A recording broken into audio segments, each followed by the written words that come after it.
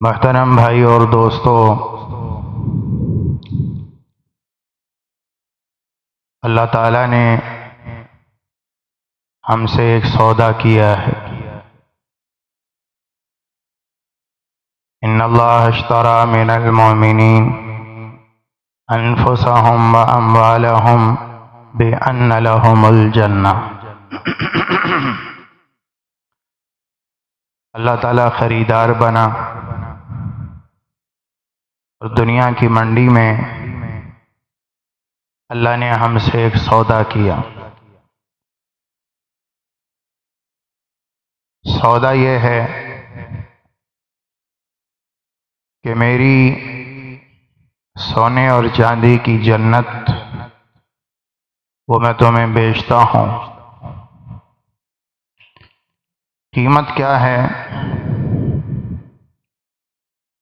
اپنی جان دے دو، اپنا مال دے دو۔ بِأَمْوَالِهِمْ وَأَنفُسِهِمْ۔ جان ویسے لگاؤ گے جہاں میں کہوں گا، اور مال ویسے خرچ کرو گے جیسے میں کہوں گا۔ میرے حکم پر جان استعمال ہو، میرے حکم پر تمہارا مال استعمال ہو، تو اس کے بدلے میں اللہ تمہیں جنت عطا فرمائے گا۔ تو ہم نے لا الہ الا اللہ کہہ کر اللہ سے یہ ایگریمنٹ کر لیا، اور یہ معاہدہ اللہ سے ہمارا ہو گیا کہ ہم اپنی جان آپ کو دیتے ہیں۔ جان کے حاکم صرف آپ ہیں، لا الہ الا اللہ۔ اس جان پر حکومت صرف آپ کی، میری حکومت ختم۔ اور ہم اپنا مال آپ کو دیتے ہیں، اس مال پر بھی حکومت آپ کی۔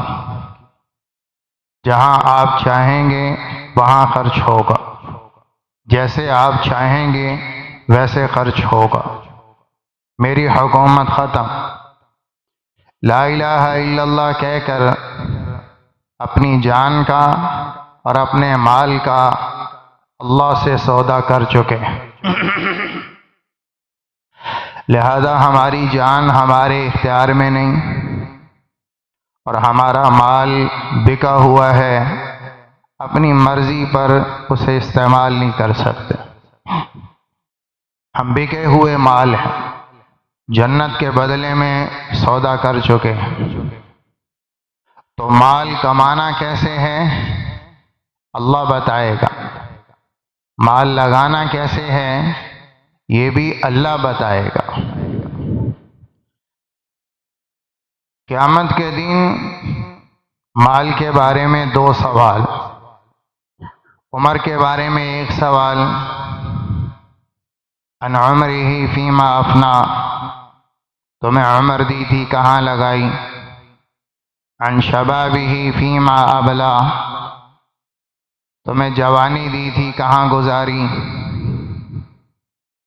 اور مال کے بارے میں دو سوال، من این اکتسبہ وفیما انفقہ، مال کیسے کمایا تھا، کن راہوں سے کن طریقوں سے کمایا تھا، وفیما انفقہ، کمانے کے بعد لگایا کہاں تھا، اس کا بھی اللہ سوال کرے گا۔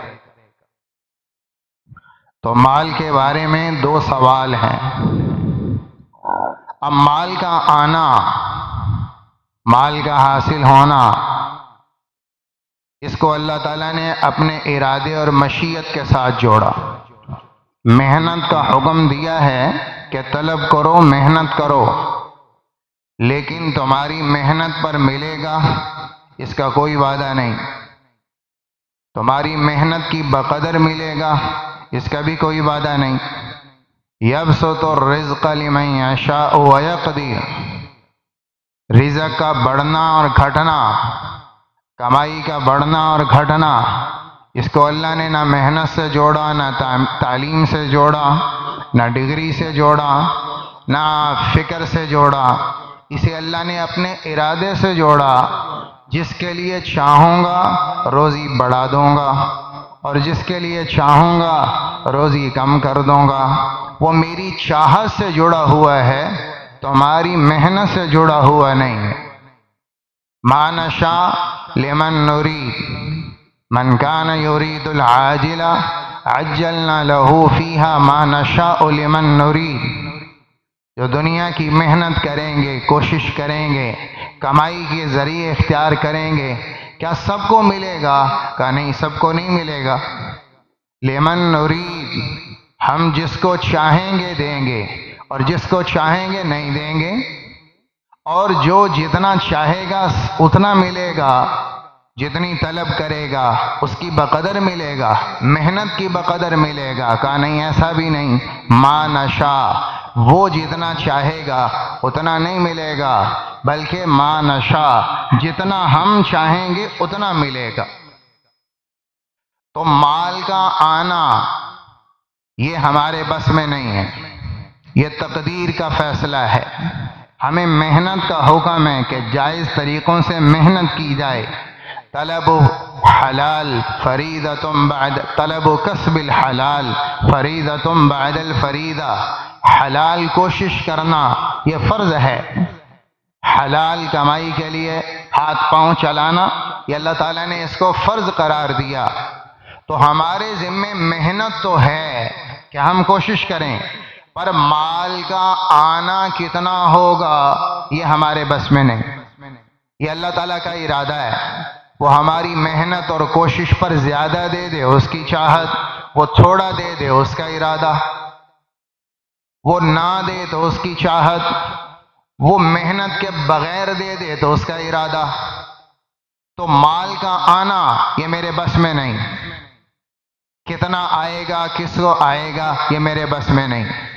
لیکن جو دوسرا حکم ہے کہ مال لگانا کہاں ہے، یہ میرے اختیار میں ہے۔ مال کا آنا اللہ کے ارادے سے ہے، وہ میرے بس میں نہیں، لیکن مال کا لگانا یہ میرے بس میں ہے۔ میں چاہوں تو حلال پہ لگاؤں، چاہوں تو حرام پہ لگاؤں، چاہوں تو ضروریات پہ لگاؤں، چاہوں تو مقصد پر لگاؤں، چاہوں تو سارا بیجا اڑا دوں، چاہوں تو گھر پہ لگا لوں، یہ میرے اپنے اختیار میں ہے۔ تو آمد مال کی میرے بس میں نہیں، یہاں میں کچھ نہیں کر سکتا، یہ اللہ کا ارادہ ہے۔ لیکن مال کا لگانا، خرچ کرنا یہ میرے بس میں ہے۔ تو مجھے جو حکم ہے، میں نے جو اپنے آپ کو سمجھانا ہے، سمیٹنا ہے، وہ مال خرچ کرنے میں ہے۔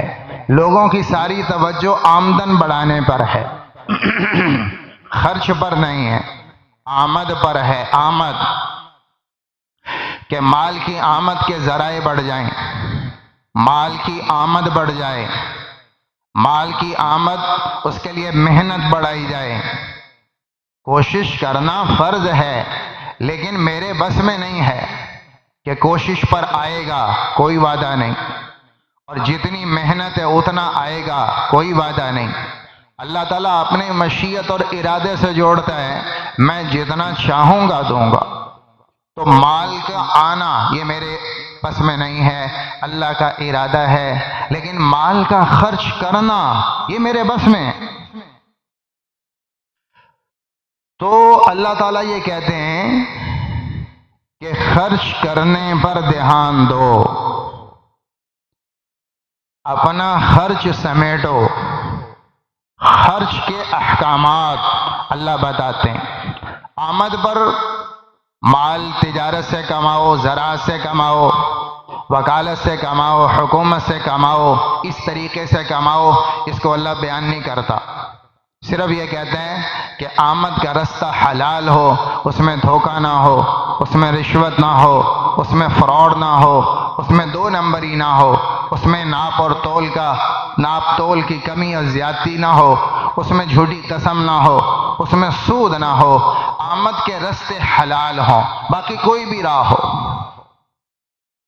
لیکن مال کا لگانا، مال کا خرچ کرنا یہاں آ کر بہت سارے لوگ، آج ہمارا سب سے بڑا مسئلہ یہ ہے کہ مال لگانا کہاں ہے اس کا علم نہیں۔ میرے مال سارا میرا ہے، سارا میرا نہیں ہے۔ میں دکانداری کرتا ہوں، میں ملازمت کرتا ہوں، اس سے مجھے نفع آتا ہے، تو ہم نفع سے صرف نکالتے ہیں اپنی دکان کا خرچہ، اپنے بجلی کے بل کا خرچہ، اپنے ملازموں کا خرچہ اور اپنے مال کے اخراجات، صرف وہ منہا کرتے ہیں اور باقی سمجھتے ہیں سارا نفع میرا۔ 10,000 نفع آیا، اس میں سے ملازم کے خرچے نکل گئے، بجلی کے بل نکل گئے، گیس اور اس کے دکان کے کرائے نکل گئے اور مال کے اخراجات نکل گئے، اور اس کے بعد 8,000 تقریباً بچا، وہ 8,000 میرا، میں جہاں چاہوں استعمال کروں، میں اپنی خواہشات پر، اپنی ضروریات پر جتنا چاہوں لگاؤں۔ یہاں آ کر ہم پھسل گئے اور یہاں آ کر ہماری جہالت ہمارے علم پر غالب آئی اور ہمارا مال ان بیلنس ہو گیا۔ اللہ یہاں بتاتا ہے یہ جو 8,000 ہیں یہ لگانے کہاں ہیں اور کس ترتیب سے لگانے ہیں، یہ بھی اللہ بتاتا ہے۔ آج کے مسلمان کو لگانے کا علم نہیں، جہاں لگانا ہے وہاں لگ نہیں رہا، اور جہاں نہیں لگانا وہاں لگ رہا ہے، جہاں ضرورت کا لگانا ہے وہاں زیادہ